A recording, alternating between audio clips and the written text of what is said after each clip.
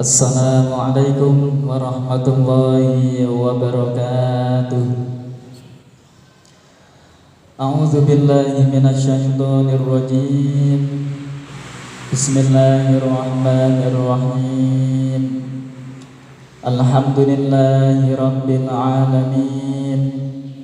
Wassalatu wassalamu ala sayyidina wa maulana Muhammadin wa ala alihi wa sahbihi ajma'in.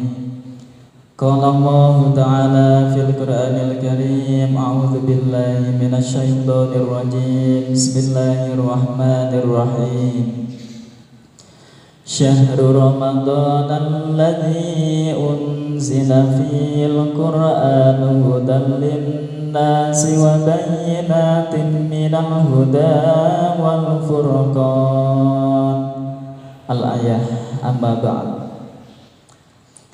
Yang kami hormati kepada Bapak Kepala Sekolah SMA Negeri 15 Semarang, yang kami hormati kepada seluruh Bapak Ibu Guru serta karyawan SMA Negeri 15 Semarang, tidak lupa kepada anak-anakku sekalian serta pendengar dan penonton setia kami.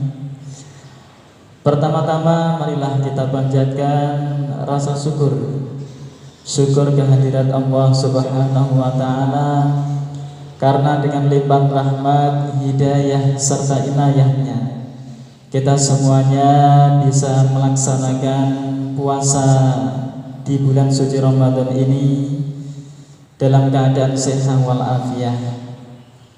Maka dari itu marilah kita ungkapkan rasa syukur ini dengan ucapan Alhamdulillahirabbil alamin. Sholawat serta salam semoga telah tercurahkan keharibaan junjungan kita Nabi Agung Muhammad sallallahu alaihi wasallam biqaulina Allahumma sholli ala sayyidina Muhammad wa ala ali sayyidina Muhammad. Dengan pengharapan semoga kita semuanya mendapatkan syafaatul uzmanya kelak di hari kiamat. Amin amin ya rabbal alamin. Hadirin para pendengar setia yang berbahagia, alhamdulillahirabbil alamin, pada kesempatan sore hari ini kita semuanya bisa mengikuti acara nuzulul Quran serta berbuka bersama di rumah masing-masing. Kita tentunya harus selalu bersyukur, karena bagaimanapun walaupun seperti ini keadaannya, ini agak aneh tahun ini ya, belajar di rumah, sholat taraweh juga di rumah, kemudian berbuka puasa juga di rumah. Ini agak berbeda dengan tahun-tahun sebelumnya, tapi walaupun seperti itu tetap harus kita syukuri. Semua ujian, cobaan yang diberikan oleh Allah Ta'ala, tentunya dibalik itu semuanya mengandung sebuah hikmah. Kita harus yakin bahwa adanya pandemi COVID-19 ini tentunya di balik layar itu ada hikmah yang besar pula. Ketika di situ ujiannya besar, berarti hikmahnya juga akan lebih besar lagi. Kita harus yakin tentang hal itu. Mari itu kita semuanya jangan putus-putus untuk selalu mengucapkan rasa syukur kita kehadirat Allah Ta'ala. Yang paling mudah rasa syukur yang kita ucapkan adalah dengan ucapan Alhamdulillahirabbil alamin, masih diberi kesempatan untuk melaksanakan ibadah puasa, masih diberi kesempatan untuk hidup di dunia ini. Anak-anakku sekalian, pada sore hari ini ada sekilas materi yang akan saya sampaikan tentang nuzulul Quran. Ketika kita mau menilik pada sebuah ayat surat Al-Qadar, inna anzalnahu fi lailatul qadar, bahwa Al-Quran itu diturunkan pada malam Lailatul Qadar. Namun ketika kita telusuri, ketika kita agak teliti, menurut sejarah mencatat bahwasanya Quran itu turun selama 22 tahun lebih sekian. Nah, itu kan berarti ada ketidaksinambungan, yang satu diturunkan pada malam Lailatul Qadar. Menurut riwayat yang lain, itu turunnya Al-Quran itu tidak cuma sekali, tapi berangsur-angsur selama 22 tahun lebih sekian tadi. Ini yang perlu saya pahamkan. Nah, gimana itu yang jelas? Ternyata gini, Al-Quran itu sendiri turun pada malam Lailatul Qadar. Itu penjelasannya adalah turunnya Al-Quran dari sisinya Allah Ta'ala turun ke langit dunia. Jadi belum ke dunia ini, masih di dalam tahapan langit dunia. Secara global, secara kesemuanya itu turun di langit dunia. Baru setelah sampai di langit dunia, turun ke dunia ini secara berangsur-angsur selama 22 tahun lebih, 22 bulan dan seterusnya. Itu perincian dari penjelasannya. Jadi antara Quran satu dengan yang ayat satu dengan ayat yang lain itu tidak akan bertentangan, bahkan malahan saling menguatkan. Namun bagi orang yang melaksanakan puasa di bulan suci Ramadan ini sangat disunahkan, sangat dianjurkan sekali untuk mencari malam Lailatul Qadar. Malam Lailatul Qadar itu jatuh pada malam-malam ganjil di 10 hari terakhir. Berarti tanggal 21, kemudian 23, 25, 27 dan 29. Ya, di malam-malam inilah pasti di antara salah satu malam-malam ganjil ini malam Lailatul Qadar itu akan turun. Sangat banyak sekali faedahnya. Orang yang melaksanakan 2 rakaat sholat saja di malam Lailatul Qadar sangat lebih baik, bahkan lebih baik baginya dibanding melaksanakan sholat yang di situ tidak pada bulan Ramadan atau tidak pada malam Lailatul Qadar. Khairum min alfi syahr. Malam itu lebih baik, tidak sama tapi lebih baik dibanding 1000 bulan yang di situ tidak ada malam Lailatul Qadarnya. Bagi orang yang mengetahui bahwa malam Lailatul Qadar itu turun pada malam itu, malam-malam ganjil itu, maka disunahkan baginya untuk merahasiakan, tidak dibeberkan kepada orang lain. Tujuannya apa? Tujuannya bagi orang lain nanti bisa menerapkan sistem menjaring. Menjaring itu bagaimana? Ya setiap malam ganjil mereka melaksanakan ibadah-ibadah di malam-malam tersebut. Ada yang melaksanakan sholat tahajud, ditambah sholat tasbih, ditambah sholat witir, ditambah lagi sholat taubah, kemudian memperbanyak bacaan sholawat, istighfar dan lain sebagainya. Itu tujuannya. Makanya sekali lagi, bagi orang yang diberi sebuah kelebihan oleh Allah Ta'ala bisa mengetahui pada malam ganjil berapakah malam Lailatul Qadar itu turun, maka baginya disunahkan untuk dirahasiakan. Hanya dirinya sendiri yang tahu dan Allah Ta'ala. Tujuannya apa Allah Ta'ala menurunkan Al-Quran di malam Lailatul Qadar itu? Yang pertama adalah untuk hudan linnas. Hudan itu artinya petunjuk, linnas untuk manusia. Yang asalnya ketika kita mau melihat pada sejarah di zaman jahiliyah, yang asalnya ada seseorang yang melahirkan anak perempuan langsung dikubur hidup-hidup. Namun setelah Al-Quran itu turun, setelah baginda Rasul diutus di muka bumi ini, tradisi seperti itu dihilangkan. Yang biasanya orang-orang ketika malam hari sering minum minuman keras, mabuk khamr, maka ketika Quran itu turun ditunjukkanlah jalan kebaikan. Ternyata meminum minuman yang bisa memabukkan itu hukumnya adalah haram. Itu contoh hudan, petunjuk yang termuat di dalam Al-Quran yang diperuntukkan bagi para manusia. Kemudian untuk mabuk itu yang boleh itu cuma satu, anak-anak. Mabuk itu yang boleh cuma satu. Mabuk apa? Mabuk perjalanan, itu yang boleh. Selain itu, mabuk minum-minuman keras apapun itu mereknya, apapun itu namanya, itu semuanya dihukumi haram. Haram. Minuman apapun ketika bisa memabukkan itu disebut dengan khamr. Khamr itu sedikit ataupun banyaknya hukumnya tetap haram, berdosa bagi para peminumnya. Pak, umpama untuk obat Pak, obat yang halal, yang lain masih banyak sekali. Pak, cuma setetes Pak, tidak mabuk, tetap hukumnya tetap haram. Maka dari itu anak-anakku sekalian, janganlah kalian mencoba apalagi sampai meminum minuman yang bisa memabukkan. Jangan. Terus yang kedua adalah wal furqan.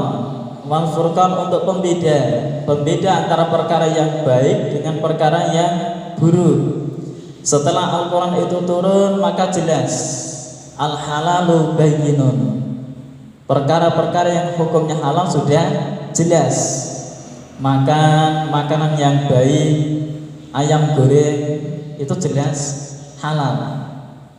Kemudian makan nasi jelas halal. Minum es teh jelas halal. Kemudian wal haram bayyinun. Begitu pula perkara yang haram juga sudah dijelaskan oleh Al-Quran maupun sebuah hadis maupun ijma dan qiyas. Makan bangkai haram, meminum minuman yang bisa memabukkan haram, saling adu jotos juga haram, tawuran haram.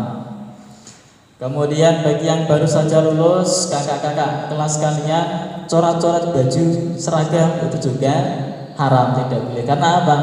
Melakukan sesuatu yang sia-sia. Daripada dicoret-coret seragamnya, lebih baik dikumpulkan jadi satu tiap kelasnya, kemudian disumbangkan kepada adik-adik kelas yang membutuhkan. Itu kan lebih baik. Mencuri juga haram. Kemudian membunuh, nah juga haram. Jadi yang halal sudah jelas, yang haram juga sudah jelas. Kemudian di antara perkara yang berada di antara halal dan haram itu hukumnya adalah syubhat. Syubhat itu remeng-remeng, setengah halal, 50% halal, 50% haram. Itu namanya syubhat. Dan kita sebagai orang muslim, kita harus bisa menjauhi perkara yang diharamkan dan perkara yang hukumnya belum jelas atau syubhat tadi.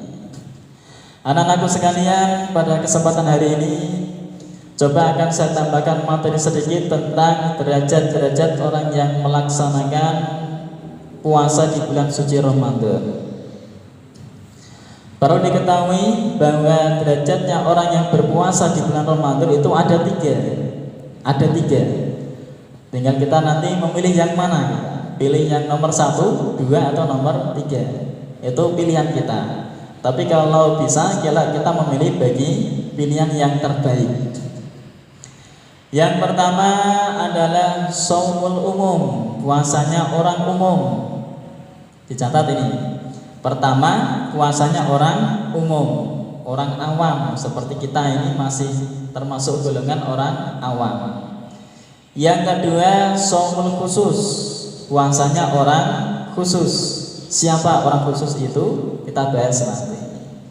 Yang ketiga adalah puasanya orang yang paling khusus atau khususul khusus, berarti paling khusus. Jadi yang pertama puasanya orang umum, orang awam. Yang kedua puasanya orang khusus. Yang ketiga puasanya orang yang paling khusus. Kita bahas satu persatu. Puasanya orang umum atau orang awam itu adalah fahuwa kaful batni wal farji an qada'i syahwat. Yakni pokoknya orang yang puasa tidak memasukkan makan atau minuman, mencegah syahwat, itu sudah sah puasanya. Seperti puasa kita ini. Puasa tidak makan, tidak minum, kecuali kalau ngopi itu boleh ketika berpuasa. Ngopi artinya bukan minum kopi, bukan, tapi ngopi kertas. Kamu membawa kertas, kamu ke percetakan, Pak tolong ini difotokopi. Nah ini boleh. Kopi seperti itu yang diperbolehkan, ngopi kertas. Tapi kalau minum kopi, apalagi mesin kopinya kamu minum, kamu makan, itu ya tidak boleh. Tuh. Jadi selama orang yang berpuasa menjauhi perkara yang bisa membatalkan puasa, berarti secara umum orang tersebut termasuk puasanya dihukumi sah. Itulah puasanya orang umum, orang awam seperti kita ini. Itu yang pertama. Yang kedua adalah puasanya orang khusus. Tadi yang kedua ya, shaumul khusus. Shaumul khusus, puasanya orang yang khusus ini adalah di samping orang tersebut menjauhi perkara yang bisa membatalkan puasa, masih ada tambahan lagi. Apa itu? Yakni mencegah dari semua organ tubuhnya untuk melakukan hal-hal yang diharamkan oleh Allah Ta'ala. Contoh mencegah pendengaran, kafus sami, tidak mendengarkan hal-hal yang dilarang oleh Allah Ta'ala. Mendengarkan berbeda dengan puasa yang pertama tadi. Jadi puasanya orang yang khusus ini, ketika dia mendengarkan sesuatu yang buruk, berarti langsung batal puasanya. Nah, itu yang berat. Kalau orang yang tingkatan pertama puasanya orang awam tadi masih belum atau tidak batal puasanya.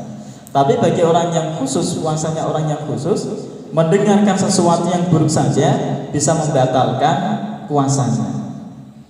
Mendengarkan apa contohnya? Mendengarkan orang yang bertengkar umpamanya, atau mendengarkan orang yang berkata kotor, itu langsung batal puasanya. Bagi puasanya orang yang khusus.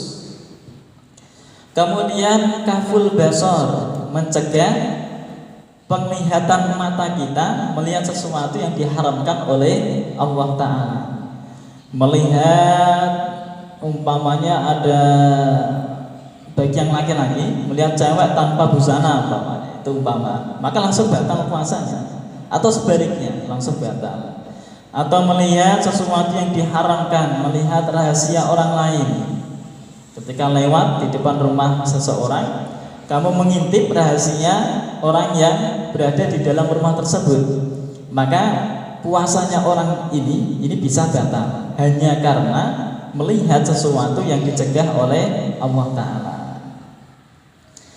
Di samping menjaga pendengaran, menjaga penglihatan, dan juga kaful lisan, menjaga lesannya tidak mengucapkan perkataan yang kotor, tidak menipu, tidak berdusta, tidak mengadu domba, tidak membuat sakit hati orang lain, tidak membuat sakit hati utamanya kedua orang tua kita.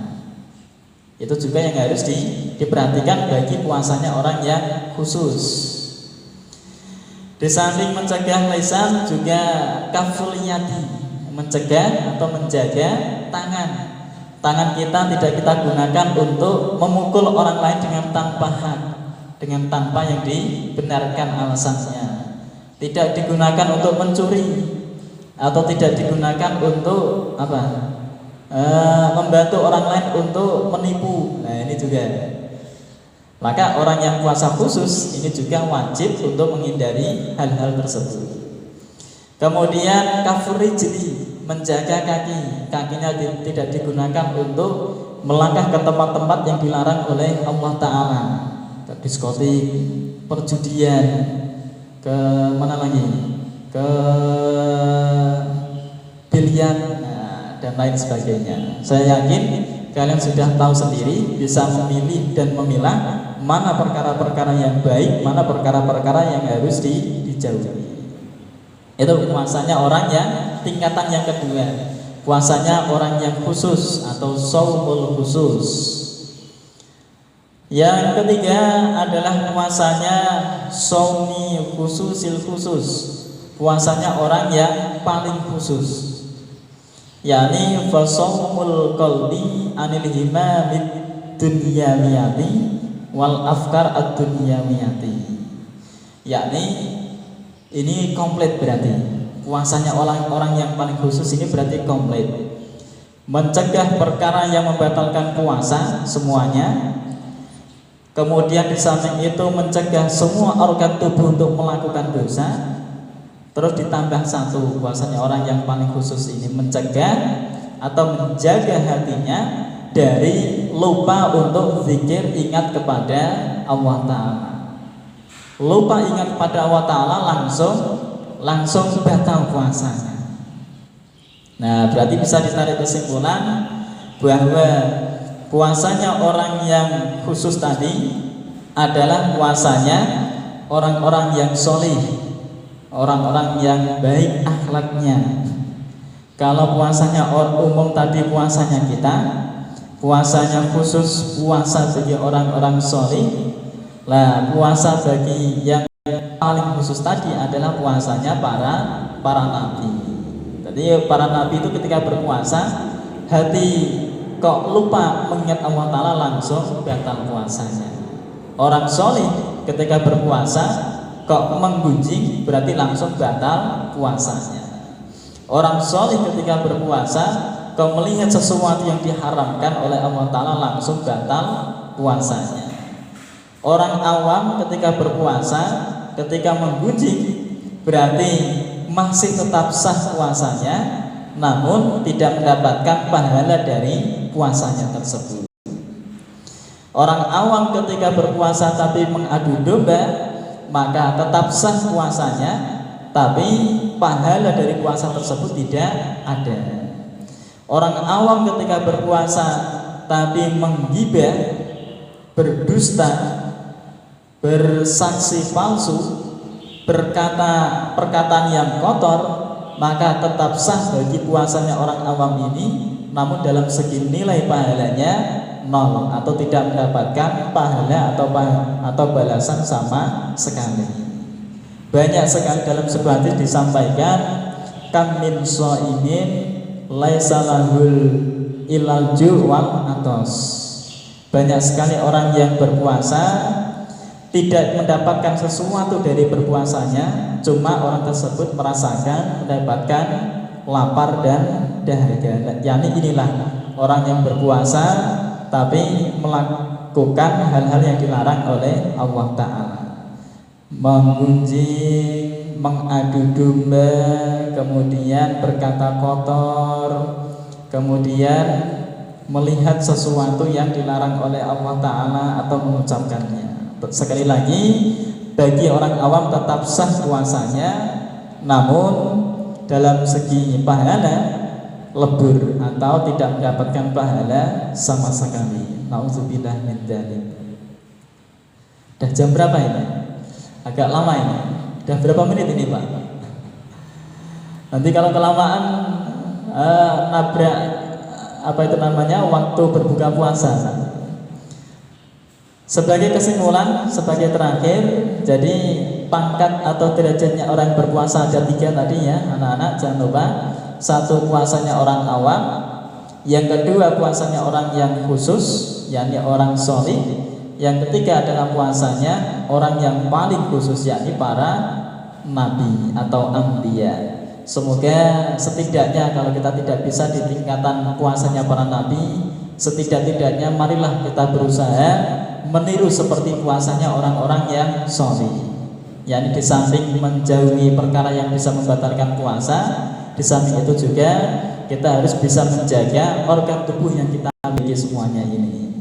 Maka dari itu dengan mengharap kepada pertolongan Allah Ta'ala, marilah kita berdoa semoga puasa kita di bulan suci Ramadan ini diterima oleh Allah Ta'ala, semua amal ibadah kita diterima oleh Allah Ta'ala, sehingga akhirnya kita termasuk orang-orang yang beruntung selalu naik derajatnya, dan akhirnya nanti kita semuanya bisa bersama-sama memasuki surganya Allah Ta'ala. Amin, amin ya rabbal alamin. Cukup sekian yang bisa saya sampaikan. Mohon maaf apabila ada kekurangan dan kekhilafan. Wal afu minkum wallahu muwaffiq ila aqwamit thoriq. Wassalamualaikum warahmatullahi wabarakatuh.